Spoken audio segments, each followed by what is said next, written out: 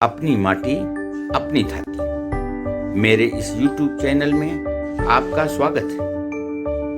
मैं अंजनी निगम आपको बताऊंगा अपने देश के महापुरुषों, देश की परंपराओं और वैभव की वह कहानियां जिन्हें सुनकर आप गर्व का अनुभव करेंगे।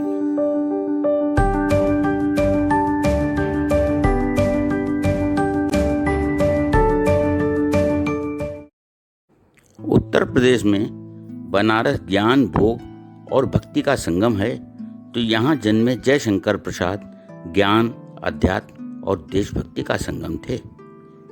जयशंकर प्रसाद भारतेंदु हरिश्चंद्र के अलावा बनारस में पैदा हुए दूसरे ऐसे साहित्यकार हैं जो देश के पूरे हिंदी भाषी क्षेत्र में सबसे जाना माना नाम है।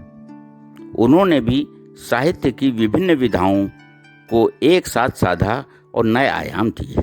उनका रचना क्षेत्र नाटक, कहानी, निबंध और कविता लेखन रहा।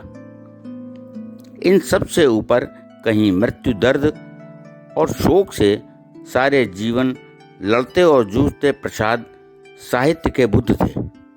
गौतम बुद्ध की तरह ही रोग, शोक और मृत्यु के प्रश्न उन्हें जीवन भर व्यथित करते और परेशान करते रहे। वैराग्य के रास्ते पर आना प्रसाद के लिए अनायास ही नहीं था।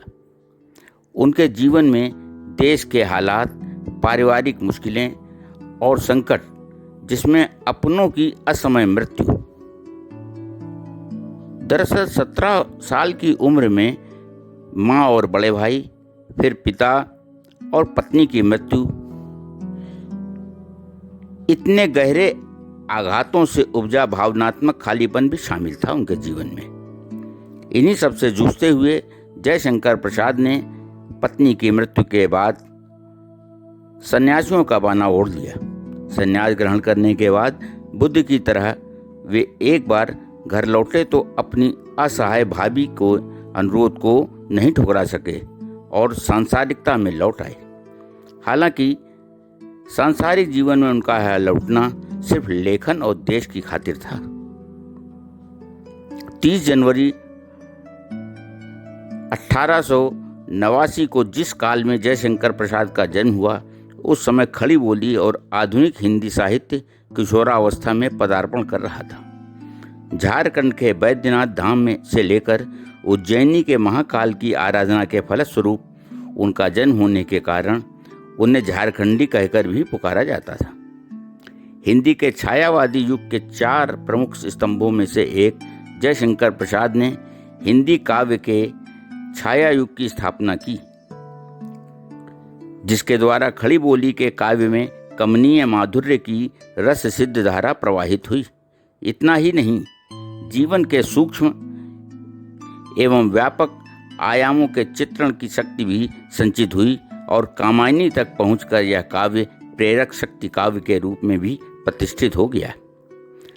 बाद के प्रगतिशील एवं नई कविता दोनों धाराओं के प्रमुख आलोचकों ने उसकी इस शक्ति मत्ता को स्वीकृति दी। इसका एक प्रभाव और हुआ कि खड़ी बोली हिंदी काव्य की निर्विवाद सिद्ध भाषा बन गई। आधुनिक हिंदी साहित्य के इतिहास में जयशंकर प्रसाद के कृतित्व का गौरव अक्षुण्ण है।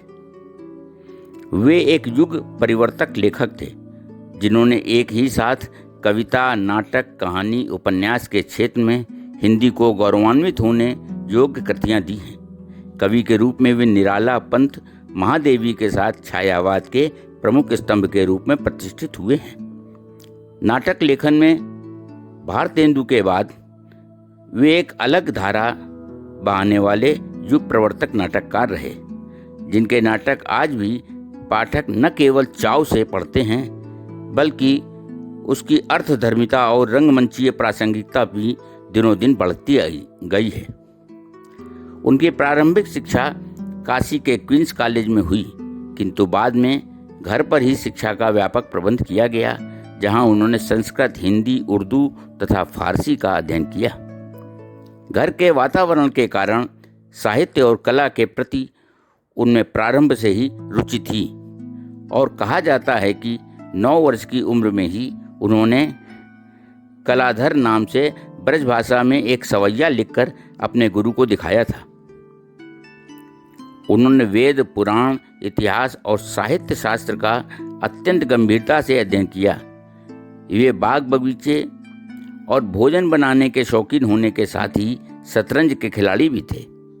वे नियमित व्यायाम करने वाले, सात्विक खानपान एवं गंभीर प्रकृति के व्यक्ति थे। वे नागरिक प्रचारणी सभा के उपाध्यक्ष भी रहे। मात्र 48 वर्ष की आयु में 15 नवंबर 1937 को उनका देहांत हो गया। अपने संक्षिप्त जीवन काल में कविता, नाटक, कहानी और उपन्यास आदि सभी क्षेत्रों में वे एक नवीन स्कूल और नवीन जीवन दर्शन की स्थापना करने में सफल हुए। उनकी कितनी ही कहानियां ऐसी हैं जिनमें आदि से अंत तक भारतीय संस्कृति एवं आदर्शों की रक्षा का सफल प्रयास किया गया है। आंसू ने उनके हृदय की पीड़ा को शब्द दिए तो उनके जीवन में अचानक मेहमान बनकर आई और हिंदी भाषा को समृद्ध कर गई। आज की कहानी में बस इतना ही। हम जल्द हाजिर होंगे एक नई गौरवशाली गाथा के साथ। जुड़े रहिए हमारे चैनल अपनी माटी अपनी छाती के साथ। और हाँ, यदि आपने हमारे चैनल को अभी तक सब्सक्राइब नहीं किया है तो जरूर कर दें, ताकि आपको मिलती रहे नित नई जानकारी। नमस्कार।